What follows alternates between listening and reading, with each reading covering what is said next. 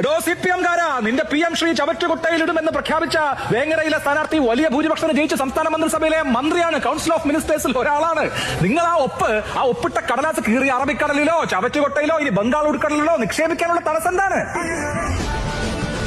നിങ്ങൾ എനിക്ക് വോട്ട് തന്നു ജയിപ്പിച്ചാൽ, ഈ സർക്കാർ അധികാരത്തിൽ വന്നാൽ ഗാന്ധിജിയെ തള്ളിപ്പറയുന്ന, നെഹ്റുവിനെ താഴെ ഇറക്കുന്ന ആ പാഠപുസ്തകങ്ങളിലേക്ക് നെഹ്റു കയറി വരും, ഗാന്ധിജി കയറി വരും. CPM-കാരാ, RSS-ഉം നിങ്ങളും തമ്മിൽ ഡീലുണ്ടാക്കിയ PM ശ്രീ എന്ന പദ്ധതി വലിച്ചു ചവറ്റുകൊട്ടയിലേക്ക് ഞങ്ങൾ എറിയും. അറബിക്കടലിൽ മുസല്ലയിട്ട് നിസ്കരിച്ചാലും RSS-ഉമായിട്ട് ഞങ്ങൾ സന്ധി ചെയ്യില്ല എന്ന് പ്രഖ്യാപിച്ച നേതാവിന്റെ അണികൾ RSS ആരുടെ ഈ NEP-യുടെ അടിയിൽ ആ താമ്രപത്രത്തിൽ ഒപ്പിടാൻ പോവാണെന്ന് പറഞ്ഞാൽ പിന്നെ എന്ത് പൊളിറ്റിക്സ് ആണ് നിങ്ങൾക്ക് മുമ്പോട്ട് വെക്കാനുള്ളത്? UDF അധികാരത്തിലെത്തിയാൽ PM ശ്രീയുടെ കാര്യത്തിൽ എന്ത് നിലപാടെടുക്കും എന്നാണ് അന്ന് പ്രതിപക്ഷ നേതാവായിരുന്ന ഇപ്പോഴത്തെ മുഖ്യമന്ത്രി പറഞ്ഞത് എന്ന് കേൾക്കാം. അല്ല, നമ്മൾ ആലോചിക്കും, നമ്മൾ ഇതിന്റെ എതിർപ്പറിയിക്കും, ഈ പരിപാടി നടപ്പാക്കില്ലെന്ന് അറിയിക്കും. ഉറപ്പായിട്ടും അത് കോൺഗ്രസ് സ്റ്റാൻഡാണ്, ഞങ്ങൾക്കത് ചെയ്യാൻ പറ്റില്ല. ശ്രീ ജിൻഡോ, അത് കോൺഗ്രസിന്റെ സ്റ്റാൻഡാണ്, ഞങ്ങൾക്കതേ ചെയ്യാൻ പറ്റൂ. ഞാൻ കൂടുതൽ ചോദിക്കണ്ടല്ലോ, ചോദ്യം ചോദിച്ച് വിഷമിപ്പിക്കണമെന്ന് എനിക്ക് ആഗ്രഹമില്ല. കേന്ദ്രം നൽകുന്ന ഔദാര്യം അല്ലല്ലോ ഈ പണം.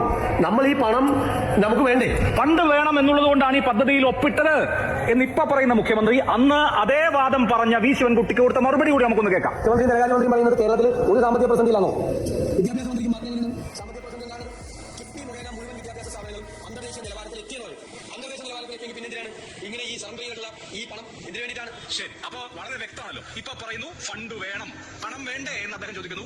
അദ്ദേഹം 6 മാസം മുമ്പ് ചോദിച്ചെന്താ, സറണ്ടർ ചെയ്തിട്ട് എന്തിനാണ് നിങ്ങൾ പണം വാങ്ങുന്നത്? എല്ലാം അന്താരാഷ്ട്ര നിലവാരത്തിലല്ലേ, പിന്നെ സറണ്ടർ ചെയ്തിട്ട് എന്തിന് പണം വാങ്ങണമെന്നാണ്. അപ്പൊ അന്ന് ചോദിച്ചു എന്തിന് പണം വേണമെന്ന്, ഇന്ന് പറയുന്നു പണം അനിവാര്യമാണ് എന്നുള്ളത്. കേൾക്കുന്ന ആളുകൾക്ക് മനസ്സിലാവും, ഒരുപാട് വ്യാഖ്യാനത്തിന് അടിസ്ഥാനങ്ങൾ. Mother of all U turns എന്ന് നമുക്ക് ഇതിനെ പറയാം. Mother of all U turns അന്ന് പറഞ്ഞത് നേരെ നിങ്ങൾ തിരിച്ചു വെക്കാണ്. കമ്മിറ്റഡ് ആയി പോയില്ലെന്ന് PK കുഞ്ഞാലിക്കുട്ടി പറയുന്നത് കേരളം കേൾക്കാണ്. അന്ന് അവർ പറഞ്ഞത് തിരുത്തി പറയുന്നെങ്കിൽ നിങ്ങൾ അതിനേക്കാൾ വലിയ യു ടേൺ നടത്തുകയാണ്. ശശി ഭൂമിരാൻ, സീതാറാം യെച്ചൂരി ഉണ്ടായിരുന്നെങ്കിൽ ഈ നിലപാട് എടുക്കുമായിരുന്നോ എന്ന് ചോദിച്ചു. അപ്പോൾ അതേ ചോദ്യം അവരോടും പ്രസക്തമായി ചോദിക്കേണ്ടതുണ്ട്. രാഹുൽ ഗാന്ധി ഇല്ലേ? രാഹുൽ ഗാന്ധി നിലപാടെടുക്കുന്ന ആളാണോ? കോൺഗ്രസിന്റെ ദേശീയ നേതൃത്വം ഈ നിലപാടിന് കൂട്ടുനിൽക്കുന്ന ദേശീയ നേതൃത്വമാണോ എന്ന ചോദ്യം സംഗതമാണ്. രാഷ്ട്രീയ നിലപാട് മാറിയത് ആരെങ്കിലും ബ്ലാക്ക്മെയിൽ ചെയ്തിട്ടാണോ എന്നാണ് അന്നത്തെ പ്രതിപക്ഷ നേതാവ് ചോദിച്ചത്. സീതാറാം യെച്ചൂരിയാണ് ആ പൊസിഷൻ ഉണ്ടായിരുന്നെങ്കിൽ ഇത് ഒപ്പിക്കില്ല എന്നാണ് ഞാൻ വിചാരിക്കുന്നത്. അദ്ദേഹം സമ്മതിക്കില്ല. ഈ 1000 കോടിയുടെ കാര്യം നേരത്തെ ശിവൻകുട്ടി പറഞ്ഞപ്പോ എന്താ അന്നത്തെ പ്രതിപക്ഷം പറഞ്ഞത്? അങ്ങനെ സറണ്ടർ ചെയ്തിട്ടുള്ള പണം നമുക്ക് വേണ്ടെന്നാണ്. വി ഡി സതീശന്റെ ബൈറ്റ് ഞാൻ നേരത്തെ കേൾപ്പിച്ചിട്ടില്ലേ? സറണ്ടർ ചെയ്തിട്ടുള്ള പണം വേണ്ട എന്ന് അന്ന് പറഞ്ഞ ആളുകൾ ഇന്ന് മാറ്റും. അത് യൂട്ടേൺ അല്ലേ?